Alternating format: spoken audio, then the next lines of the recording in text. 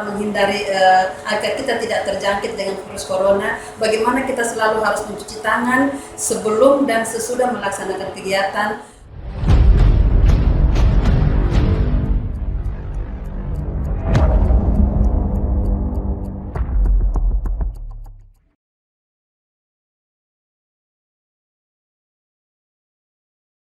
Hai sahabat Tentakel, saya Joko Jerry Wicaksono, Sujari, presenter Anda untuk saat ini. Kita kembali bersama di program Jika Joko.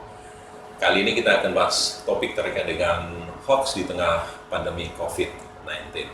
Program Jika Joko kali ini merupakan kerjasama antara Dinas Komunikasi, Informatika, Persandian, dan Statistik Provinsi Sulawesi Tengah. Di mana kita ketahui bersama, sahabat Tentakel, bahwa Kementerian Komunikasi dan Informatika Republik Indonesia sepanjang bulan Maret 2020 yang lalu, ini berhasil menemukan kurang lebih 196 berita hoax terkait dengan topik COVID-19 atau Coronavirus Disease 19.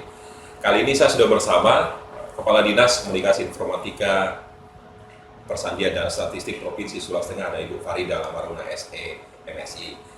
Ibu Farida, kita ngobrolin terkait dengan pandemi COVID-19 kali ini, di mana kita ketahui bersama setiap harinya jumlah penderita positif di Sulawesi Tengah terus bertambah. Bahkan yang terkini kurang lebih 27 sekian yang sudah terkonfirmasi positif COVID-19.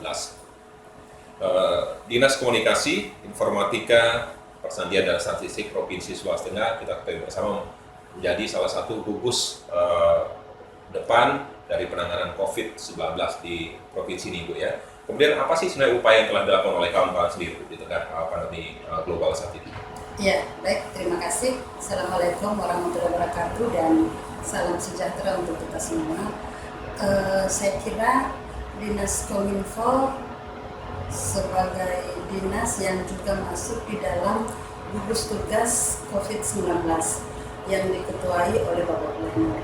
Nah, kalau kita melihat apa yang sudah kita lakukan selama COVID-19 ini merebak, kegiatan-kegiatan itu terutama karena adanya work from home, kita harus bekerja dari rumah atau bekerja jarak jauh, adanya physical distancing. Jadi Dinas Kominfo itu sudah memfasilitasi beberapa kali kegiatan, beberapa kali VidCon antara Bapak Gubernur dengan Bapak Presiden, antara Bapak Gubernur dengan para menteri yang melibatkan semua gubernur seluruh Indonesia, kemudian Bapak Sekda. Kami juga sudah melakukan beberapa kali diseminasi informasi, misalnya kami melakukannya melalui rumah-rumah ibadah, seperti di masjid, seperti di gereja, rumah-rumah ibadah lainnya. Itu kami lakukan supaya semua masyarakat mengetahui bagaimana COVID-19 ini bisa kita atasi secara bersama-sama. Kemudian kita juga sudah melakukan diseminasi informasi yang kita sampaikan melalui layanan informasi atau medsos seperti FB, seperti WhatsApp dan lain-lainnya. Jadi banyak informasi-informasi yang kita sudah sampaikan karena kenapa Dinas Kominfo masuk di dalam gugus tugas COVID-19 yang diketuai oleh Bapak Gubernur. Iya, Ibu, kemudian terkait dengan kurang lebih kan 196 berita hoax yang di seluruh Indonesia waktu itu bulan Maret ini, memang serangan yang ditujukan untuk bagaimana menggoyahkan kita paling tidak, untuk menyurutkan semangat kita untuk tidak melawan COVID-19. Tapi paling tidak kan ada upaya yang dilakukan oleh teman-teman dari Dinas Komunikasi, Informatika, Persandian, dan Statistik Provinsi Sulawesi Tengah dan menyediakan portal berbasis teknologi. Ada nggak disediakan waktu itu? Kami juga sudah membuat semacam website resmi, ya. Jadi website coronasulteng.go.id. Di sana memuat bagaimana kita bisa mengetahui, ada edukasi di dalamnya. Di sana kita bisa mengetahui bagaimana terjangkitnya virus corona itu, bagaimana cara menghindari agar kita tidak terjangkit dengan virus corona, bagaimana kita selalu harus mencuci tangan sebelum dan sesudah melaksanakan kegiatan, kita menjaga selalu menggunakan masker. Jadi Bahkan kemarin 2 hari lalu, saya kemarin juga sudah Fitcon dengan ada 126 NGO yang akan bergabung di website kita. Mereka tertarik dengan website Corona Sultan karena di sana kita sudah melihat, di sana kita sudah melalui peta, melalui maps, karena kalau kita mau mengetahui misalnya di Kabupaten Toli-Toli ada berapa yang terinfeksi, ada yang berapa OPD dan ada beberapa DPD, kita tinggal menekan petanya, kelihatan jumlah-jumlah yang ada di Toli-Toli. Semua kabupaten begitu. Jadi di sana juga kita sampaikan bahwa ada beberapa rumah sakit rujukan. Di sana juga kita sampaikan ada beberapa tempat-tempat bagaimana mereka kalau sudah terpapar, bagaimana mengisolasi diri sendiri, isolasi mandiri. Jadi website ini sudah dikunjungi hampir 2.000 orang dalam setiap hari setelah kita launching baru seminggu. Jadi kita baru launching, kita juga launchingnya tidak ini. Yang penting kita sudah keluarkan ke masyarakat bahwa ada website tentang coronavirus yang sudah dibangun oleh Provinsi Sulawesi Tengah dan ini dilirik oleh 126 NGO. Kemarin saya sudah berbicara sama beberapa NGO yang akan memberikan data-data mereka, yang akan memberikan informasi-informasi tentang virus corona ini yang akan dimasukkan ke dalam website kita. Jadi kami sangat sangat berterima kasih kepada teman-teman NGO itu karena informasi yang kita tidak bisa dapatkan mereka akan memberikan kepada kita melalui website itu. Website ini apakah memang Sulawesi Tengah adalah yang pertama atau mungkin daerah lain juga sudah melakukan sebelumnya? Kemungkinan daerah lain sudah ada. Kemungkinan daerah lain sudah ada, seperti Jawa Tengah itu kayaknya sudah pernah ada. Kemudian saya berdiskusi dengan teman-teman yang di ECOF, termasuk dengan bidangnya Pak Hasim, bahwa kita harus memberikan informasi yang secara menyeluruh kepada masyarakat tentang edukasi dalam penanganan COVID-19 ini sehingga terbentuklah COVID-19 ini. Tadinya kita buat hanya dalam website yang sederhana, tetapi saya inginkan bahwa harus di sana ada peta di dalamnya sehingga kita bisa melihat di dalam peta itu bagaimana sebenarnya. Malah saya sudah laporkan kepada Bapak Gubernur, website ini saya sudah laporkan kepada Bapak Gubernur, beliau respect sekali, bahkan saya menyampaikan kepada beliau bahwa peta ini akan lebih jelas lagi kalau saya punya data di mana orang-orang yang terinfeksi COVID-19 itu.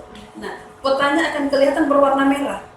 Kalau terinfeksi berwarna merah, OPD berwarna biru dan lain sebagainya, kita tinggal melihat warnanya apa saja. Tetapi itu langsung kelihatan, buka petanya saja, oh daerah ini ternyata Poso atau apa kabupaten mana, itu kelihatan dengan warna merahnya. Tetapi itu kami belum lakukan karena kami harus meminta dulu data kepada Kepala Dinas Kesehatan.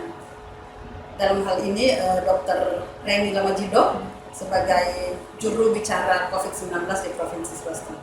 Iya, kemudian terkait dengan tadi yang sudah disampaikan oleh Ibu Kadis, seberapa besar sih masyarakat ini animonya untuk bisa mengakses informasi tersebut melalui website itu tadi itu?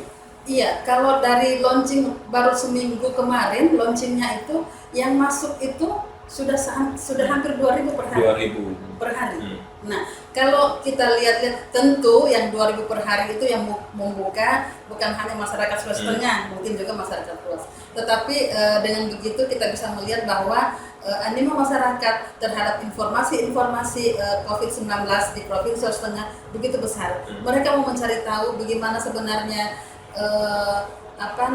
bagaimana sebenarnya cara menghindari COVID-19 ini, bagaimana cara kita supaya tidak tertular dengan COVID-19 ini, karena edukasi seperti itu ada di dalam website kita.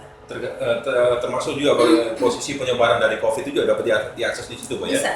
Ya, jadi melalui website itu ya? Melalui website itu, Bapak buka saja di salah satu portalnya ya, di situ ada, kita tekan petanya, kelihatan di situ. Bisa Bapak buka setelah ini, bisa Bapak buka coronasultan.go.id, coronasultanprof.go.id. itu langsung bisa langsung baca semua ya, terlihat apa yang insya Allah dengan informasi. kerjasama kita dengan NGO nanti ini itu akan banyak informasi-informasi yang kita bisa dapatkan, bahkan mungkin apa yang menjadi kebutuhan masyarakat itu bisa kelihatan di situ, akan membantu kita juga, akan membantu Bapak Sekda sebagai ketua harian gugus tugas, membantu Bapak Gubernur dalam hal ini dalam mengambil kebijakan. Iya, dua terakhir nih mungkin Bu Kadis, kemudian kan Dinas Komunikasi Informatika Persediaan dan Statistik Provinsi Sulawesi Selatan kan tidak melulu lah, tidak harus mengurusin berita-berita hoax saja. Mungkin ada upaya lain Bu untuk bisa dilakukan terkait dengan pandemi COVID-19 ini, selain mengurusin berita hoax saja. Iya, jadi kita memang bukan hanya mengurus berita hoaxnya saja, tetapi seperti saya sampaikan di awal tadi bahwa kita masuk di dalam gugus tugas, kemudian kita juga sudah melakukan memberikan informasi-informasi melalui website, melalui WhatsApp, melalui Line dan lain sebagainya. Kami juga memberikan diseminasi informasi melalui rumah-rumah ibadah. Kami juga membuat web. Tentunya kami semua dari Dinas Kominfo harusnya bisa memberikan secara mandiri ya, secara mandiri dari ASN Dinas Kominfo bisa memberikan informasi baik dari tetangga yang terdekat, keluarga yang terdekat, memberikan informasi bahwa kita harus lebih banyak menjaga diri di rumah, stay at home, jangan terlalu banyak di rumah karena dengan begitu virus ini susah akan kita prediksi kapan berakhir. Iya, yang terakhir ini, kemudian bagaimana dengan teman-teman yang melakukan aktivitas ini? Apakah tetap WFO sampai 1 hari penuh atau WFO selama tengah hari saja untuk Dinas Komunikasi ini? Setelah ada surat edaran dari Bapak Gubernur yang terkait dengan jam kerja, kalau kami khususnya di dinas ini tidak melakukan shift. Tidak melakukan shift untuk siapa yang masuk kerja, siapa yang tidak, tapi kami hanya mengurangi jam kerja kita. Yang biasanya pulang jam 4, jadi kita pulang jam 3, jam 2. Tetapi khusus saya sendiri dengan teman-teman EGOV, dengan bidangnya Pak Hasim, bidang EGOV, bidang IKP dengan teman-teman yang di Kepawaian itu kayaknya pulangnya masih sama seperti tanpa sebelum ada COVID-19. Jadi kita, karena memang kami dalam sehari memfasilitasi Fitcon itu terkadang 3-4 tempat. Kemarin saja saya di sini mengikuti secara bersamaan, Pak. Secara bersamaan mengikuti Fitcon di Bapeda, Forum SKPD, mengikuti Fitcon dengan pariwisata, mengikuti Fitcon dengan NGO kemarin. Jadi belum lagi teman saya juga kepala bidang EGOV juga memfasilitasi Fitcon di ruang Fitcon di kantor gubernur. Jadi kita tidak mengenal pulang cepat. Iya, jadi durasi tidak dipangkas Bu ya. Iya, tetap kita bekerja seperti biasa. Iya. Yang terakhir mungkin ada himbauan kepada masyarakat dan juga teman-teman yang melakukan work from home sendiri Bu. Baik, iya. Jadi tentu ada beberapa yang harus kita sampaikan betul-betul kepada teman-teman. Bagaimanapun COVID-19 ini kita harapkan segera berlalu. Sebagaimana ada judul lagu badai pasti berlalu. Ini juga insya Allah akan berlalu. Tetapi bagaimana cara kita menyikapi?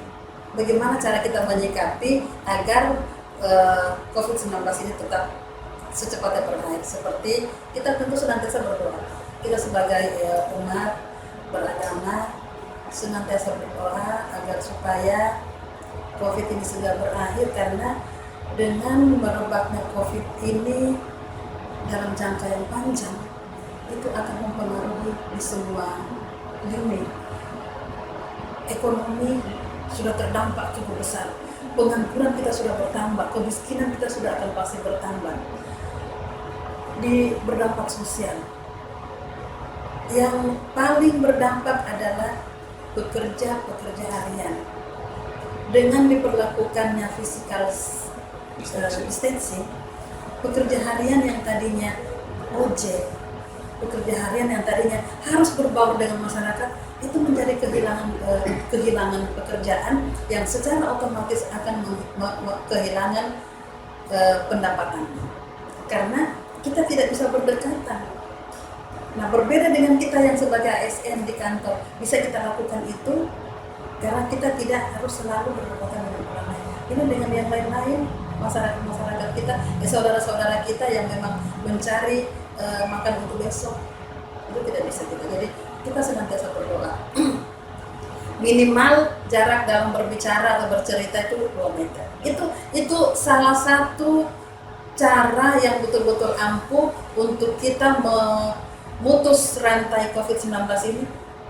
Jarak 2 meter apabila. Makanya saya tadi Bapak bilang saya di tengah, saya tidak mau karena kalau di sini saya hanya berjarak 1 meter sama Bapak. Saya paling kurang 1,5 meter. Nah, itu. Kemudian gunakan masker. Gunakan masker.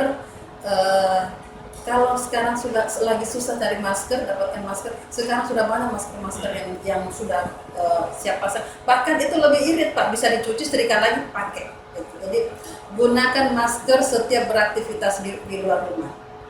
Tapi kalau memang tidak pentingnya tidak usah keluar. Kemudian cuci tangan sebelum dan sesudah beraktivitas. Karena apa? Ini juga sebenarnya diajarkan kita untuk hidup lebih bersih Pak. Terkadang kita dari pegang apa saja, habis pegang uang dari ATM, terus ada yang ajak makan, langsung saja makan. Itu sebelum ada COVID-19 loh itu Pak. Tetapi dengan adanya COVID-19 ini, begitu kita cuma diajak makan makanan ringan saja, sebentar ya saya cuci tangan dulu. Masya Allah, itu artinya nilai positif yang kita bisa dapatkan dari COVID-19. Jadi semua apa saja yang Tuhan turunkan itu ada baik dan buruknya. Nah, ini salah satu baiknya yang kita ambil bahwa dengan cuci tangan sebelum dan sesudah makan itu jangan hanya nanti ada COVID-19, tetapi mari kita laksanakan ini sebelum ada COVID dan setelah nanti ada COVID kita tetap laksanakan. Kemudian tetap di rumah. Baik. Tetap di rumah karena kita memutus rantai ini dengan putuskan dulu, bukan memutuskan hubungan silaturahmi, karena kalau mau bertemu dengan keluarga bisa nelpon, bisa video call, apalagi bisa ada pakai Zoom saja kita bisa berkomunikasi dengan keluarga di beberapa tempat malah. Nah, ini saya kira harapan-harapan kami supaya semua yang menjadi anjuran pemerintah mari kita ikuti, kita taati bersama supaya kita cepat terlepas dari COVID-19 ini, khususnya swastanya yang sudah terpapar sebanyak 27 orang yang terinfeksi. Semoga sudah stop di 27 orang dan itu akan mudah-mudahan kita berdoa bersama supaya 27 orang itu bisa sembuh sehingga bisa melaksanakan ibadah bulan puasa nantinya dan tidak bertambah lagi. Saya kira itu Pak. Baik, terima kasih. Dan sahabat Tentakel, badai pasti berlalu, semua akan berakhir dan akan ada ujung dari semuanya ini. Namun ingat, sahabat Tentakel, kita tidak akan berakhir dengan mudah ketika kita tidak mematuhi dan mentaati himbauan dari pemerintah. Tetap di rumah, stay at home, physical distancing, social distancing, ataupun apalah istilah yang lain untuk tetap bisa menjaga kesehatan kita bersama sehingga COVID-19 atau Corona ini dapat segera berakhir dan kita bisa kembali melakukan aktivitas sebagaimana mestinya. Saya Joko Jerry Wicaksono, sampai jumpa. Tentacle present.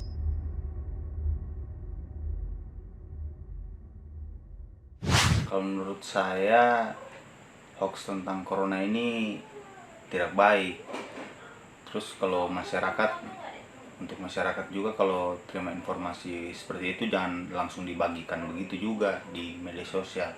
Bisa kita cek dulu, bisa saja itu berita-berita bohong begitu, belum tentu itu benar dan jadi kita harus selidiki dulu betul tidak itu berita di Facebook itu. Kalau untuk saran saya untuk Kominfo, kalau bisa untuk akun-akun yang menyebarkan hoax tentang corona ini ya kalau bisa diselidiki siapa pemiliknya, tidak dihapus saja akunnya supaya tidak merugikan beberapa pihak, supaya tidak berdampak jelek bagi masyarakat lain kan menerima berita-berita yang hoax yang bohong seperti itu. Menurut saya seputar informasi yang selalu di media sosial, apalagi itu informasi hoax seputar COVID-19 ini, menurut saya itu banyak meresahkan masyarakat. Apalagi ada informasi yang dibilang COVID-19 ini atau virus corona ini bisa membunuh massa yang begitu banyak dengan cepat ya. Jadi kalau bisa informasi-informasi yang seperti itu atau berita-berita hoax seputar virus corona atau COVID-19 ini khususnya pada Kominfo segera dilacak ya. Misalnya akun-akun Facebook yang memberikan informasi berita hoax itu segera dilacak dan kalau bisa diblok dan sehingga semua informasi itu tidak tersebar di sosial media ataupun di informasi-informasi lainnya.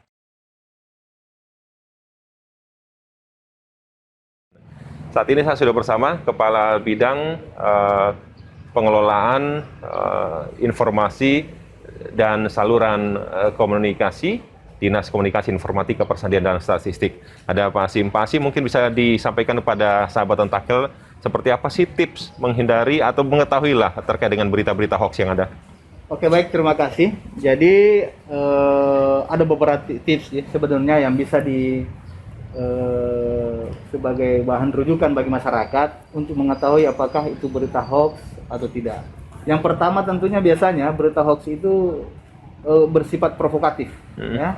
Jadi dia sebagaimana tentunya tujuan dari pembuat hoax itu sendiri tentunya ada tujuannya. Apakah itu mengajak masyarakat untuk melakukan hal-hal yang bertentangan dengan hukum, tentunya berita-berita hoax disampaikan itu tentunya itu lebih bersifat provokatif. Terus yang kedua adalah bagaimana masyarakat itu untuk mengecek narasumber daripada berita-berita tersebut. Apakah berita tersebut diperoleh dari pemberitaan-pemberitaan yang kredibel ya. Misalnya kalau kita ini ada Kompas ya, ada Detikcom, itu adalah sumber-sumber yang sudah kredibel ya, dan tentunya beberapa yang lain-lainnya. Kemudian yang berikut adalah hendaknya kita itu membaca keseluruhan isi berita sampai habis, sampai tuntas ya. Karena bisa saja judulnya itu bersifat provokatif, tapi setelah kita membaca kontennya tidak gitu ya. Konten isi berita itu tidak sepenuhnya sama dengan judul itu, sehingga perlu ada bijak bagi masyarakat untuk setelah membaca judul kemudian membaca keseluruhan isi konten berita tersebut. Kemudian yang berikut adalah yang paling penting di sini adalah jangan buru-buru melakukan sharing ya. Jadi ketika membaca sebuah berita yang bermanfaat, apalagi misalnya berita-berita tersebut itu bisa berimplikasi pada masyarakat, tentunya tidak usah di-share ya. Itu kalau misalnya cukup dibaca, kalau misalnya tidak ada sumber pembanding ya untuk berita yang sama pada media yang lain misalnya, itu tidak usah di-share, cukup dibaca saja ya, kemudian dilewatkan. Kemudian hal yang terpenting di sini adalah masyarakat bisa melaporkan. Karena biasanya aplikasi-aplikasi media sosial itu menyediakan fasilitas bagi masyarakat untuk memberikan laporan. Jika misalnya ada berita-berita atau konten-konten yang berisi hoax, bertentangan dengan norma-norma kesusilaan. Dan contoh misalnya seperti Facebook itu ada di sudut kanan atas, itu bisa diklik untuk bisa dimanfaatkan bagi masyarakat untuk melaporkan konten tersebut. Bahkan boleh sehingga nantinya akan ditindaklanjuti oleh provider aplikasi tersebut. Dan memang benar bahwa ada kalimat bahwa saring dulu baru sharing seperti itu ya. Saring dulu baru sharing. Oke, mungkin ada himbauan kepada masyarakat terkait dengan di tengah serangan dari pandemi COVID-19 kali ini, Pak Hasim. Ya baik, saya perlu tegaskan kembali bahwa Diskominfo ini merupakan kita ini dari salah satu bagian dari gugus tugas COVID-19 Provinsi Sulawesi Tengah, di mana salah satu fungsi kami itu adalah melakukan diseminasi informasi kepada masyarakat, menyampaikan himbauan. Nah, mungkin himbauan yang pertama bagi saya ini adalah saya dapat mungkin masyarakat itu untuk menghindari resiko terjangkit. Menghindari itu banyak, salah satunya itu adalah menggunakan masker. Ketika beraktivitas di luar rumah, hendaknya menggunakan masker. Kemudian yang kedua adalah cuci tangan, menggunakan sabun dan menggunakan air mengalir sebelum dan sesudah beraktivitas. Ini penting ya. Dan yang terpenting lagi itu adalah bagaimana agar masyarakat itu bisa tercerahkan dengan informasi-informasi yang bermanfaat, tidak tersesat, sedapat mungkin untuk bisa mencari informasi. Apa sih COVID itu, bagaimana penularannya, bagaimana mencegahnya itu melalui sumber-sumber yang terpercaya. Ya, contoh misalnya kami ini ada pedoman yang diterbitkan oleh Kementerian Kominfo. Ya, ini ada buku panduan sehubungan dengan bagaimana pedoman penanganan COVID ini, virus corona. Kemudian ada lagi bagaimana caranya kita ini fokus melindungi diri sendiri, bagaimana keluarga dan lingkungan terdekat. Jadi yang terpenting bagi masyarakat ini adalah selain melindungi diri sendiri, juga harus tercerahkan dengan informasi-informasi yang bermanfaat, tidak menyesatkan. Dan himbauan yang paling terakhir adalah untuk tetap di rumah. Jika tidak ada hal-hal yang urgen yang akan dilakukan, stay at home saja. Ya, bahkan sekarang ada himbauan untuk menyambut bulan puasa ini, ya, itu kita untuk beribadah di rumah. Ya, saya kira demikian. Ya. Himbauan kami, bahkan himbauan pemerintah juga, bahwa sebelum dan sesudah beraktivitas hendaknya jangan lupa selalu cuci tangan menggunakan sabun dan air mengalir. Jadi ini misalnya saya coba praktekkan, ini ada sabun yang sudah kita siapkan, dan ini bisa, yang penting sabun merek apa saja, ya, kebetulan ini yang tersedia kami gunakan, ya, gunakan air. Nah, ini kita, jadi semua bagian area dari tangan kita ini kita basuh, ya, dengan sabun. Setelah yakin semua sudah ini, baru kemudian kita bilas dengan air mengalir, ya. Oke.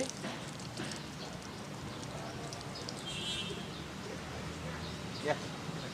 Dan saya harap ini dilakukan sebelum dan sesudah beraktivitas untuk memutuskan mata rantai penyebaran virus corona, untuk menjaga diri sendiri, keluarga kita, dan lingkungan di sekitar kita, dan masyarakat secara umum tentunya. Terima kasih.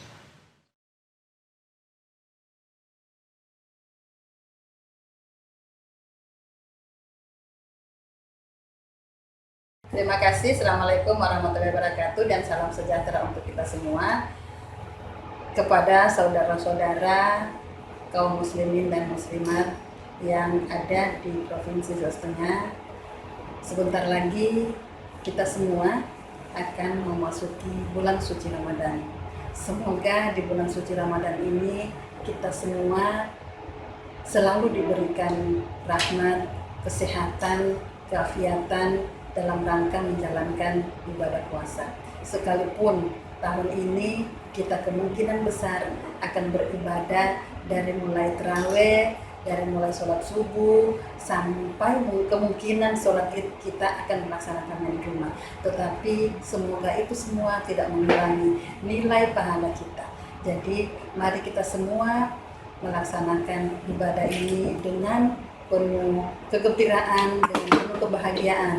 Semoga di dalam melaksanakan ibadah puasa ini kita selalu diberikan kesehatan.